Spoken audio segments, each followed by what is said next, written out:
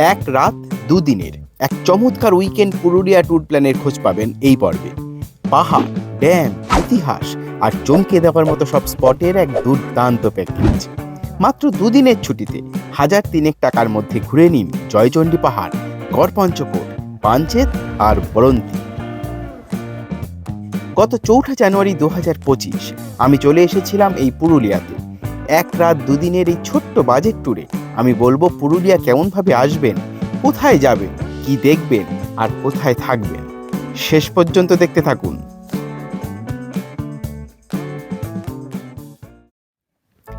হাওড়া থেকে রাত 11:35 চক্রধরপুর বা হাওড়া বোকারো স্টিল এক্সপ্রেস ধরে সোজা চলে আসুন পুরুলিয়া জেলার আদ্রা স্টেশনে। ট্রেন আপনাকে নামিয়ে দেবে ভোর 5:30টায়। ভোরবেলা 6:30টার রূপসী বাংলা ধরেও চলে আসতে পারেন আদ্রা। ট্রেন পৌঁছবে এই 10:45 নাগাদ।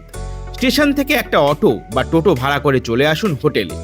জয়চণ্ডীতে কম খরচে থাকার সবচেয়ে ভালো জায়গা হলো পশ্চিমবঙ্গ সরকারের যুব আবাস বা youth hostel. Single room, double room, AC, non AC, VIP, dormitory সব মিলিয়ে প্রায় 64টি রুম আছে এখানে। ভাড়া মাত্র 200 টাকা থেকে শুরু। জয়চণ্ডী এবং যোগীঢালা পাহাড়ের ঠিক মাঝখানে এই যুব আবাস। লোকেশনটাও চমৎকার, ঘরগুলোও ঠিকঠাক। ছোট্টর মধ্যে ছিমছাম বেশ। একটা আয়না রয়েছে, একটা সিঙ্গেল খাট রয়েছে, একটা বেডসাইড টেবিল রয়েছে, আর এই হচ্ছে ভিউ। এখানে কিন্তু খাওয়ার কোনো ব্যবস্থা নেই, তবে ম্যানেজারকে বললে খাবার আনিয়ে দেয়। এছাড়াও জয়চণ্ডীতে রয়েছে জয়চণ্ডী হিল রিসর্ট এবং আরও নানান হোটেল। তার মধ্যে কয়েকটা নাম্বার ডেসক্রিপশনে দেওয়া আছে।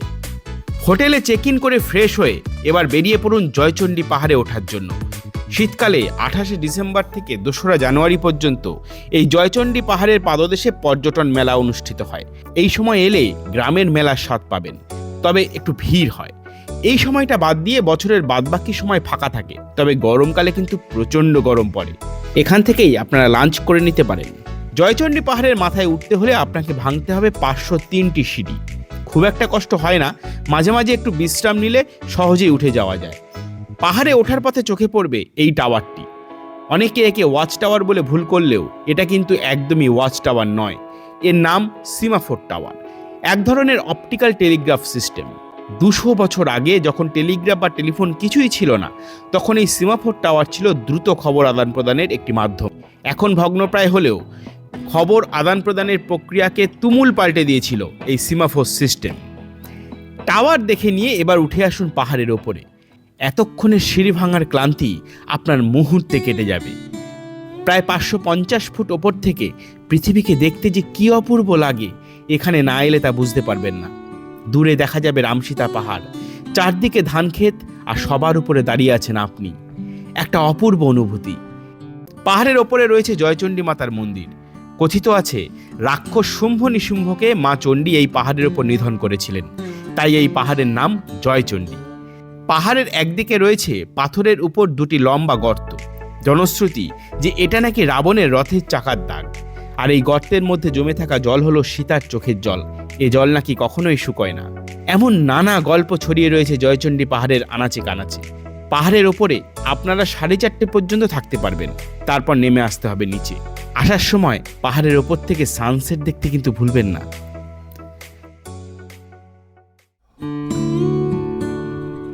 পরদিন সকালে সানরাইজ দেখতে আপনাকে বেরোতে হবে একদম ভোরে।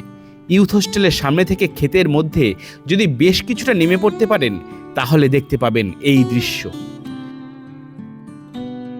যতটা রামসীতা পাহাড়ের কাছে যেতে পারবেন, ততই সুন্দর ভিউ পাবেন। মনে রাখবেন, এই ভিউ পয়েন্টটার কথা লোকাল লোকজন ছাড়া কিন্তু বিশেষ কেউ জানে না। সানরাইজ দেখে নিয়ে এবার ইউথ হোস্টেলের পাশের রাস্তা দিয়ে চলে আসুন পাহাড়ের পূর্ব দিকে। পাহাড়ের নিচে দোকান থেকে স্থানীয় জনপ্রিয় ব্রেকফাস্ট আলুর চপ আর মুড়ি ঘুগনি খেয়ে নিন। তারপর কাউকে জিজ্ঞাসা করে যোগীঢালা পাহাড়ের নিচে চলে যান। এখানেই রয়েছে হীরক রাজার দেশে ব্যবহৃত সেই উদয়ন পণ্ডিতের গুহা। সময়ের সঙ্গে সঙ্গে অযত্নে এই জায়গা এখন সম্পূর্ণ আগাছায় ঢেকে গেছে, ফলে খুঁজে পেতে একটু অসুবিধা হতে পারে। এই ভিডিও রেফারেন্স দেখে আপনারা খুঁজে পাবেন আশা করি। এই হলো সেই গুহার মুখ।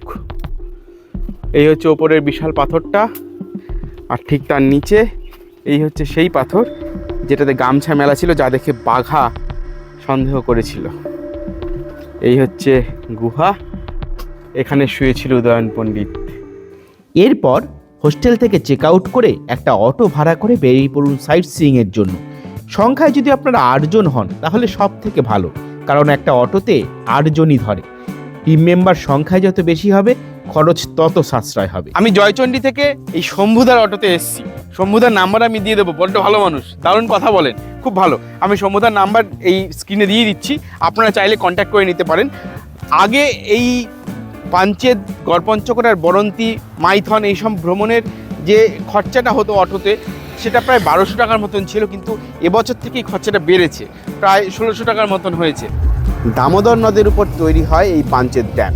দামোদর ভ্যালি কর্পোরেশনের বানানো এই পাঞ্চেত ড্যামের ওপর দিয়ে এই যে রাস্তা দেখতে পাচ্ছেন, এই রাস্তাটি প্রায় 6.5 কিলোমিটার লম্বা। তার মানে বুঝতে পারছেন তো কত বিশাল এই Panchet dam. 1497 million cubic metre জল ধরে এই রিজার্ভারে, অনেক বড়, অনেক। একটা অদ্ভুত নিস্তব্ধতা ছেয়ে রয়েছে চারদিকে, হইচই নেই, চিৎকার চেঁচেমেচি নেই, দারুণ ভালো। নৌকাগুলো ফাঁকা পড়ে রয়েছে, পরপর আপনারা চাইলে এখানে বোটিং করতে পারেন।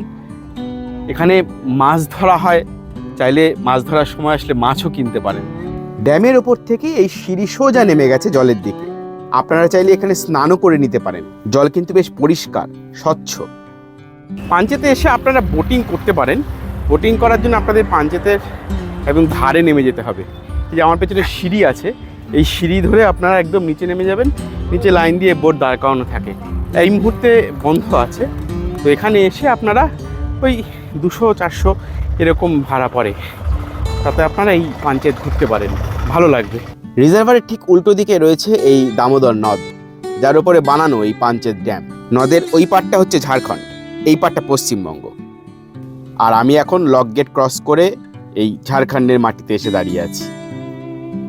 পাঞ্চেত ড্যামে এসে পাঞ্চেত বাঁধের ওপর দিয়ে হাঁটা আর এরকম ধারে এসে বসে থাকা আর পারলে নৌকা চলা, এর বাইরে তেমন কিছু করার নেই। হইচই করতে পারেন, তবে বাঁধের ওপর দিয়ে হাঁটলে কিন্তু দারুণ লাগবে। পাঞ্চেত দেখে নিয়ে আমরা চললাম গড়পঞ্চকোটের দিকে। মিনিট 20 মতন সময় লাগবে।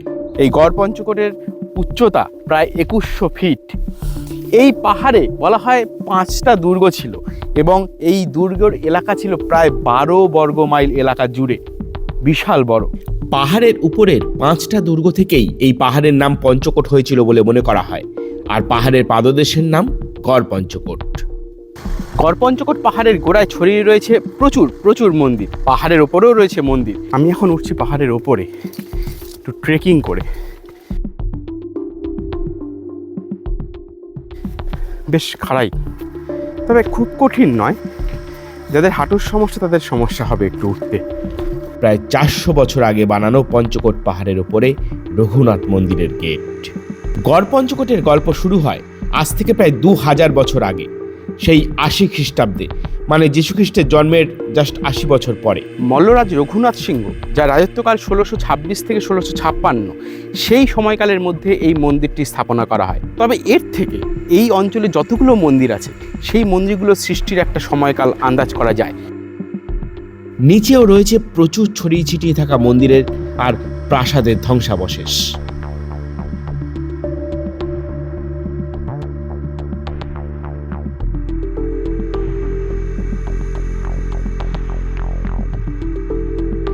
কত প্রাকৃতিক দুর্যোগ, প্রাকৃতিক ক্ষয়, ভূমিকম্প ফেস করতে হয়েছে এই দুর্গকে। আজকে এই অবস্থা, চারদিক ধ্বংসস্তূপ, একদম ভেঙে চুরে একসার অবস্থা। এই মন্দিরটা একটা জোড়া মন্দির, সেই মন্দির প্রায় ধ্বংস, কিছুই নেই, ছাদ টাদ সব ভেঙে গেছে, তবুও রয়েছে কিছু টেরাকোটার কাজ। পঞ্চকোট পাহাড়ের নিচে যতগুলো স্থাপত্য রয়েছে তার মধ্যে সবথেকে উল্লেখযোগ্য এই পঞ্চরত্ন মন্দিরটি। এর নাম রাসলীলা মন্দির। এই রাসলীলা মন্দিরকে কেন্দ্র করেই গড়পঞ্চকোটের মূল বাজার অঞ্চল। প্রচুর খাবারের দোকান রয়েছে এখানে। আপনারা এখান থেকে লাঞ্চ সেরে নিতে পারেন। চিকেন মিল 150 টাকা, ফিশ মিল 100 টাকা, এগ মিল 80 টাকা, আর ভেজ মিল 60 টাকা। বললে দেশি মুরগিও রেঁধে দেবে। রান্না কিন্তু বেশ ভালো। গড়পঞ্চকোট পাহাড়ের নিচে রাস মন্দিরের চারপাশে ছড়িয়ে রয়েছে প্রচুর ছোট ছোট মন্দির আর দুর্গের ধ্বংসাবশেষ। আপনারা সেগুলো দেখবেন আর পারলে ইতিহাস জানার চেষ্টা করবেন। যদি সারাদিনের প্রোগ্রাম করে আসেন তাহলে পাঞ্চেত হয়েই গড়পঞ্চকোটে যাবেন, কেননা পাঞ্চেতে কিন্তু খাবার কোনো ব্যবস্থা নেই। ফলে লাঞ্চ করতে হলে আপনাকে গড়পঞ্চকোটে গিয়েই লাঞ্চ করতে হবে। গড়পঞ্চকোট দেখে নিয়ে সেখানে লাঞ্চ সেরে আমরা এগিয়ে চললাম বরন্তির দিকে। গড়পঞ্চকোট থেকে বরন্তির দূরত্ব প্রায় 12 কিলোমিটার, সময় লাগবে 40 মিনিট মতো। এই যে আমার পেছনে বিশাল বরন্তী রিজার্ভার, সামনে রয়েছে মুরাডি পাহাড়, আর পেছনে ওই পাহাড়টা ওটা হচ্ছে বরন্তী পাহাড়। চারদিকেই ছোট বড় পাহাড় দিয়ে ঘেরা এই রিজার্ভার, দারুণ সুন্দর।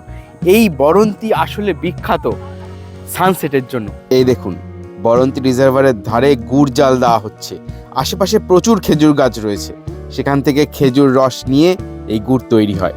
ওই দেখুন খেজুর গাছে হাড়ি বাঁধা রয়েছে, আর তার নিচে দেখা যাচ্ছে মুরাডি পাহাড়।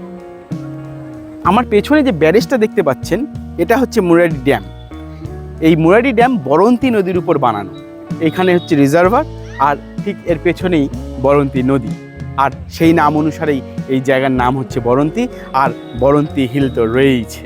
এখন শীতের সময় বলে রিজার্ভারে খুব বেশি জল জমে নেই, তবে বর্ষাকালে কিন্তু একদম ভরে থাকে জল, তখন একটা দেখার মতন বিষয় হয়। এই হচ্ছে মুরাডি ড্যাম বা মুরাডি ব্যারেজ, আর ঠিক উল্টো দিকেই বয়ে গেছে এই বরন্তী নদী। এই মুরাডি পাহাড় আর এই বরন্তী নদীর মাঝখান দিয়ে রাস্তা চলে গেছে সোজা গ্রামের ভেতরে। আপনারা পারলে হাতে সময় থাকলে সেই গ্রামও ঘুরে দেখে আসতে পারেন। একদম প্রকৃতির মাঝখানে দাঁড়িয়ে রয়েছি, চারদিকটা সবুজ। এই শীতকালেও সবুজে ভরে রয়েছে বরন্তী নদী আর সবুজের সমারোহ। এদিকে সূর্যের আলো পড়ে আসছে বলে পায়ে পায়ে গিয়ে দাঁড়ালাম সানসেট পয়েন্টে।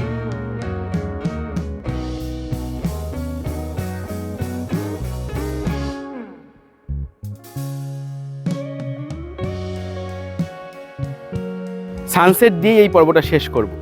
দারুণ সুন্দর একটা সানসেট হবে, দেখাচ্ছি আপনাদেরকে। এখনো হাতে কিছুটা সময় রয়েছে, তাই একটু বসলাম বরন্তীর ধারে। কি ভালো যে লাগছে। সানসেটের সময় হয়ে এসছে আমার এপিসোড শেষ করারও। আজকের এপিসোডটা আপনাদের কেমন লাগলো কমেন্ট করে জানাবেন। যদি ভালো লাগে একটা লাইক দেবেন, আর চ্যানেলটাকে অবশ্যই সাবস্ক্রাইব করে নেবেন, পারলে শেয়ার করবেন। আপনারা সাবস্ক্রাইব আর শেয়ার করলে আমি এরকম আরও প্রচুর ভিডিও আপনাদের কাছে পৌঁছে দিতে পারবো। আমি এখন সানসেট দেখব বসে বসে, আপনাদেরকেও দেখাবো। আপনারা ভালো থাকবেন আর অপেক্ষা করুন নেক্সট পর্বের জন্য।